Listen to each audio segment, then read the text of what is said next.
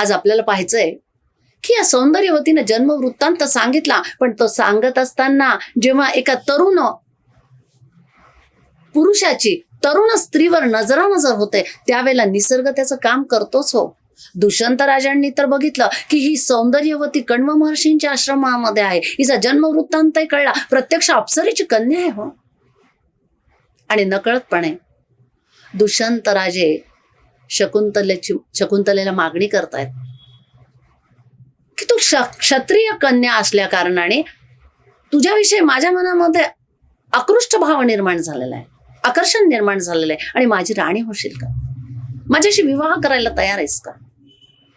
हा, एवढं खरंय की माझ्याशी जर तू विवाह केलास तर तुझी पाठवणी कर्म महर्षी जेव्हा करतील त्यावेळेला चतुरंग सेना घेऊन मी येईल, मानानं तुला मी घेऊन जाईल.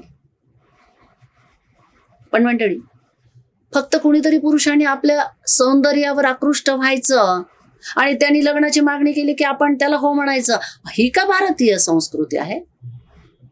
अहो, आपल्या संस्कृतीमध्ये प्रत्येक वेळेला स्त्रीनं तिचं व्यवहार चातुर्यच दाखवलेलं. ती साधी सुधी नाही आहे.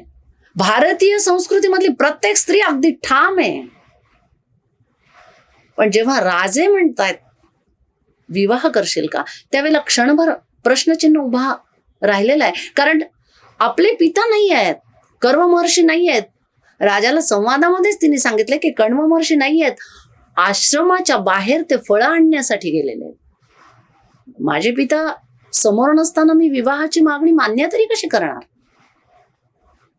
त्यावेळेला अत्यंत बुद्धिचातुर्य असणाऱ्या दुष्यंत राजाने सांगितले, घाबरू नकोस, मी तुला चुकीच्या पद्धतीने मागणी करतच नाही आहे. गांधर्व पद्धतीने विवाह करायचा. आणि बरं का, क्षत्रियांना गांधर्व विवाह हा मान्य आहे, शास्त्राला धरून आहे. परंतु जरी माहित नसेल तरी मी आता तुला विवाहाचे 8 प्रकार सांगतो जे शास्त्र मान्य आहे. दुष्यंत राजे सांगते झाले हो. ब्राह्म, दैव, आर्ष, प्राजापत्य, असुर, गांधर्व, राक्षस आणि पैशाच असे एकूण विवाहाच्या 8 प्रकार आहेत. या 8 प्रकारामध्ये गांधर्व विवाह क्षत्रियांना मान्य असलेला आहे, शास्त्रानुसार आहे. आणि तू एक क्षत्रिय कन्या आहेस, मी पण क्षत्रिय आहे, त्यामुळे गांधर्व विवाह केला तर त्या विवाहामध्ये फक्त पती पत्नीने एकमेकांना गुप्त स्वरूपामध्ये संमती द्यायची असते. त्या ठिकाणी मंत्राची गरज नाही आहे, शास्त्र सांगितलंय. आणि जेव्हा शास्त्र कळतं ना मंडळी, त्यावेळेला आपण शास्त्राच्या बाहेर काही करत नाही हेही कळतं. आपली संस्कृती आपल्याला शास्त्रानुसारच चालायला शिकवतं. शकुंतलेला शास्त्र समजलेलं, तिने मान्यता पण दिली. आणि त्याच वेळेला आश्रमामध्ये गांधर्व विवाह पार पडला. परंतु पार पडण्याच्या अगोदर व्यवहार चातुर्य काय आलं ते बघा. शकुंतलेने सांगितले, राजे मी तयार आहे गांधर्व विवाह करायला, पण माझी एक अट आहे. अट ती कोणती?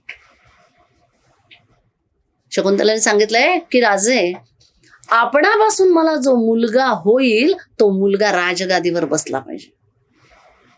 आपल्या संस्कृतीमध्ये प्रत्येक स्त्री कुठल्या तरी अटी घालते. आज आपली संस्कृती बिघडतीये. मुलगा कोणीतरी येऊन म्हणतो आहे मी तुझ्याशी विवाह करायला तयार आहे, लगेच आपण हो म्हणायचं नाहीये. हो, माझं भवितव्य कोणत्या पद्धतीने उज्ज्वल होईल हा विचार आपण आधी केला पाहिजे. तो स्त्रीचा हक्क आहे. कारण कुणीतरी मला म्हणतंय म्हणून माझं उभं आयुष्य कुणाच्या तरी पदरामध्ये अगदी आंधळेपणाने टाकायचं नाही आहे. शकुंतलेने अट घातलेली आहे आणि राजांनी ती अट मान्य केलेली आहे. मी जो पुत्र होईल त्याला राजगादीवर बसवतो म्हणून सांगितलेलं आहे. समागम झाला आणि दुष्यंत राजे निघून गेलेले. फळ घेऊन ज्या वेळेला कण्व महर्षी आलेले आहेत तेव्हा कण्व महर्षी आल्याबरोबर शकुंतलेनं अगदी मान खाली घातलेली आहे. कारण पित्याला न विचारता हे कार्य झालेलं आहे. आजही आपण पित्याला न विचारता मुलींनी काही कार्य करायचं नाही हेही बघतोच आहोत आणि बघायलाच पाहिजे. हो, घरामध्ये जी वडीलधारी मंडळी आहेत त्यांचा सल्ला घेतल्याशिवाय कुठलंही कार्य करायचं नाही, शास्त्र आपल्याला शिकवत आहे. शकुंतलेनं पित्याला नतमस्तक होऊन उदक दिलेलं, त्यांचं स्वागत केलं आणि शांत आहे. परंतु दिव्य दृष्टीने कण्व महर्षींनी त्याच ठिकाणी जाणलेलं होतं की इकडं शकुंतलेनं दुष्यंता बरोबर समागम केलेला आहे, गांधर्व विवाह केलेला आहे. ती काहीच बोलत नाही. त्यावेळेला कण्व महर्षी म्हणतायत, शकुंतले, दिव्य दृष्टीने मला समजलेलं आहे. आता ती बोलती झालेली आहे. तिने सांगितलं की दुष्यंत राजे आलेले होते आणि त्यांच्याशी मी गांधर्व विवाह केलेला आहे. त्यावेळेला कण्व महर्षींनी आशीर्वाद दिला.